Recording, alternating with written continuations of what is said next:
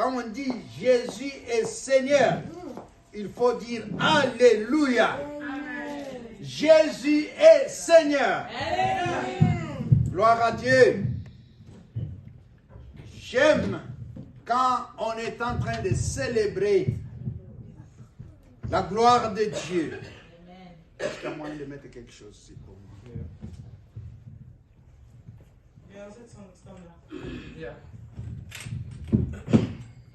Amen, amen.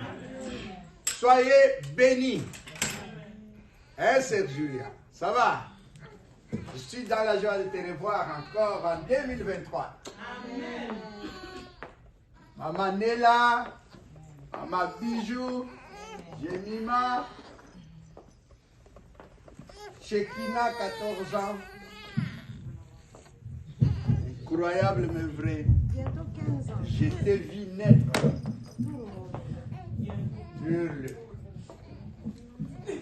Et Léo, que je vois encore naître. Non, non, c'est Léo en français, Léonard. En français, c'est Léonard. Amen. Oh. Gloire à Dieu.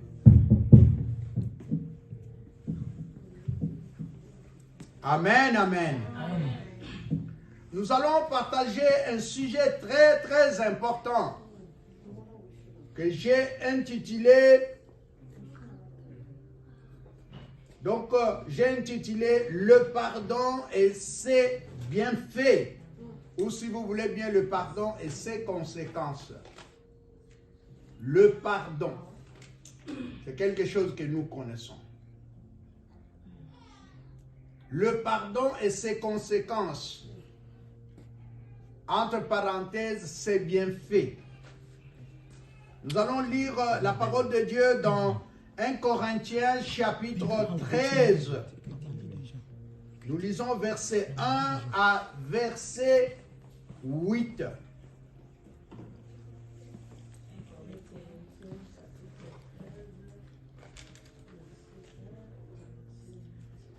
L'Église se met debout.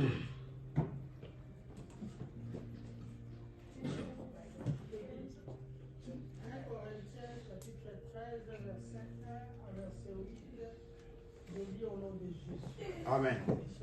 Quand je parlerai les langues des hommes et des anges, si je n'ai pas la charité, je suis un errant qui résonne ou une cymbale qui retentit.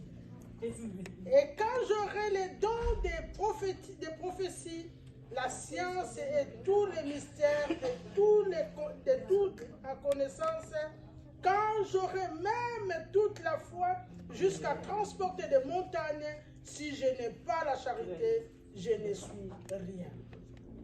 Et quand je distribuerai tous mes biens pour la nourriture des pauvres, et quand je livrerai même mon corps pour être brûlé, si je n'ai pas la charité, cela ne me sert de rien. La charité est patiente, la charité est pleine de bonté, la charité n'est point envieuse, la charité ne se vante point, elle ne s'enfle point d'orgueil, elle ne se fait pas, elle ne fait rien de malhonnête, elle ne cherche pas son intérêt, elle ne s'irrite point, elle ne soupçonne point le mal. Elle ne se réjouit point de l'injustice, mais elle se réjouit de la vérité. Elle excuse tout, elle croit tout, elle espère tout, elle ne soupçonne rien, elle ne soupçonne pas.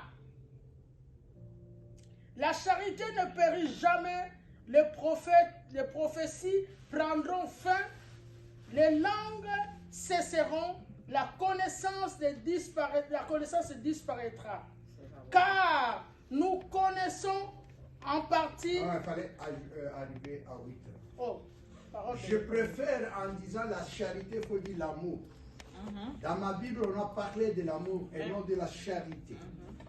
Donc la charité, quand nous regardons l'étymologie du mot charité et mot amour, il y a une légère différence.